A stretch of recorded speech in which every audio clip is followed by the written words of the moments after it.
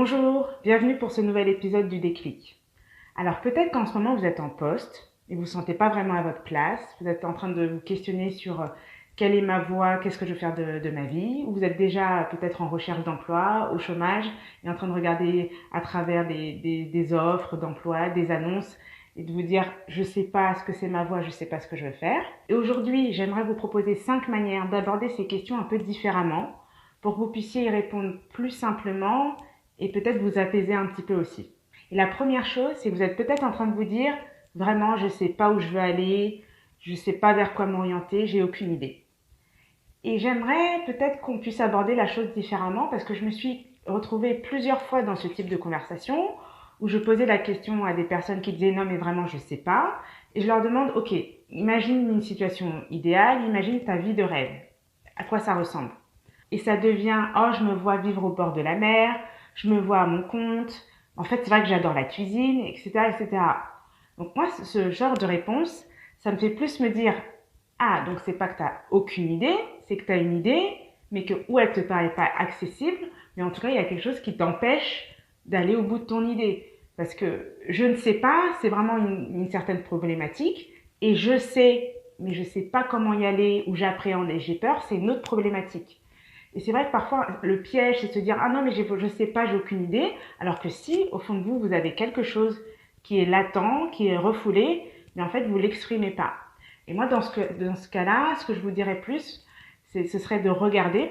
Alors, ça ressemblerait quoi ça ressemblerait à quoi si je devais me mettre à mon compte, si je devais me lancer dans la cuisine, si je devais vivre en bord de mer, ben, ce serait où? Mais vraiment regarder pas à pas, juste en termes de préparation, ce que ça impliquerait comme changement dans votre vie. Parce qu'il y a vraiment ce nœud de se dire ah non mais je sais pas, mais parfois c'est vraiment ah ben en fait je suis pas prête à faire les changements que je dois faire pour me lancer dans la vie que je veux pour moi. Et ça c'est vraiment une autre question. Donc je vous invite vraiment, si vous avez au fond de vous quelque chose qui vous taraude et qui dort, à plutôt vous dire comment je peux réaliser ce que j'ai en moi, plutôt que vous dire je sais pas ce que je veux faire, qui est pas vraiment la question dans ce cas-là. La deuxième chose, c'est un petit peu l'inverse du premier cas. C'est vraiment si je vous demande de vous projeter, de me dire qu'est-ce que vous voyez dans votre vie de rêve, qu'est-ce que vous voyez faire, et il n'y a vraiment rien qui vient. Donc là, on peut vraiment être dans le cas où vraiment je ne sais pas ce que je veux faire. Alors moi, je vous proposerais de regarder vos petites curiosités, vos petits intérêts, ces petites choses qui vraiment vous donnent envie d'aller plus loin, mais vous ne savez pas trop pourquoi, mais en même temps, c'est là et ça vous intéresse. Parce que souvent, quand on attend une réponse sur quelle est ma voie, qu'est-ce que je veux faire de ma vie, on attend une grande révélation. Une grande lumière, un grand déclic qui va nous dire voilà, ça c'est pour toi. Mais il faut dire que dans la vie, c'est pas toujours comme ça, voire rarement. Souvent, c'est un enchaînement de situations qui mènent à quelque chose, un enchaînement de rencontres et d'expériences qui mènent à un petit déclic, puis à un autre, puis à un autre. Donc, quand on est trop occupé parfois à attendre sa grande révélation, on ne regarde pas ces petites curiosités. Si vous avez un intérêt croissant pour la couture, allez-y à fond. On ne sait pas ce que vous allez découvrir dans la couture. Peut-être que ce sera des rencontres, peut-être que vous découvrirez des compétences latentes, peut-être que si vous faites du bénévolat, vous vous rendrez compte qu'en fait vous adorez fédérer, vous adorez animer, mais il faut s'engager dans ces choses-là et pas les regarder en disant oui mais je sais que ça ne mènera pas à ma voie. Parce qu'en fait, on ne sait pas. On ne sait pas ce qui vous mènera ou pas à votre voie. Donc, il faut s'engager et être dans l'action. Parce que dans la réflexion, finalement, il se passe peu de choses et attendre sa grande révélation, ça aussi, c'est un petit peu attendre, j'allais dire le Père Noël, mais en tout cas, c'est attendre quelque chose qui vient peu souvent comme ça. C'est plus un cheminement d'étape après étape après étape. Donc vraiment, si vous avez des petits intérêts, des petites curiosités et juste le plaisir de s'engager dans quelque chose de nouveau, c'est intéressant aussi. Même si peut-être que c'est vrai que ça vous mènera pas à votre voie ou à votre place, et ben au moins vous vous engagez dans quelque chose que vous appréciez. Peut-être que vous vous rendrez compte que vous l'appréciez pas, mais c'est être dans l'action et être dans l'envie de s'investir dans quelque chose. Et le troisième piège, c'est un petit peu quelque chose qui pour moi est exacerbé par la société. Parce que quand on dit je suis en train de chercher ma voie, je suis en train de chercher ce que je vais faire de ma vie, ma raison d'être, ma mission de vie, etc. Souvent, c'est synonyme de qu'est-ce que je vais faire comme métier. C'est comme si notre travail devenait notre identité et que sans travail, on n'avait pas d'identité. C'est ce qui fait aussi cet effet de, quand on vous demande qu'est-ce que vous faites si vous êtes sans emploi au chômage, et ben peut-être qu'il y a une petite honte à dire bah, je suis sans emploi, ou justement quand on vous pose la question, la personne se dit ah d'accord, ah bon bah t'es sans emploi, d'accord. Comme si vous n'aviez pas d'utilité ou d'existence parce que vous êtes sans emploi. Donc ce côté de mêler les deux, je trouve que c'est un petit peu un piège qu'on se tend parce que pour moi ce sont vraiment des choses dissociées. Et je vous proposerais peut-être de dissocier les choses pour pas vous sentir dévalorisé parce que vous n'avez pas votre voix, parce que vous n'avez pas votre chemin. Et de plutôt justement regarder peut-être vos valeurs, de regarder ce qui vous mène. Moi, je vois des personnes qui se sont données des missions de vie de recherche de la beauté, de l'exploration. Moi, la mienne, ce serait l'épanouissement. Donc, ce ne sont pas des choses tangibles, c'est plutôt l'intention qui mène ma vie, qui mène mes actions. Et du coup, ce que je fais représente mes valeurs ou mon intention. Et pas dans l'autre sens. Donc ça veut dire que vous existez toujours, même si vous n'avez pas d'emploi, même si vous n'avez pas trouvé votre voie, etc. Il y a votre emploi qui est une part de vous, et vous, vous êtes une personne, et une personne dans sa totalité. Et vous existez, que vous ayez ce sentiment d'avoir trouvé votre voie ou pas. Et ça, c'est un changement d'état d'esprit qui peut vraiment vous aider à aborder la question différemment.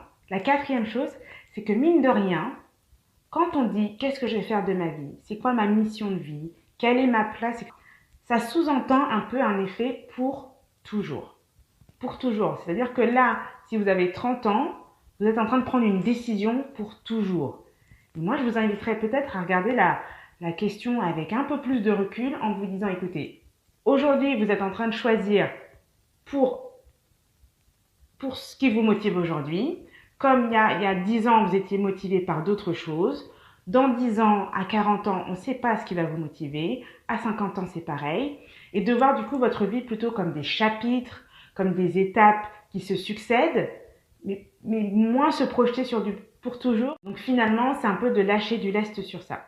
Si vous trouvez quelque chose qui vous motive pendant 20 ans, c'est top. Si vous revenez vers moi dans 20 ans en me disant Sidonie, j'ai trouvé quelque chose et je suis restée 20 ans dedans et je suis trop heureuse, c'est top, je serai contente pour vous. Et si vous revenez en me disant en 20 ans, j'ai changé 3 fois de carrière, c'est top aussi.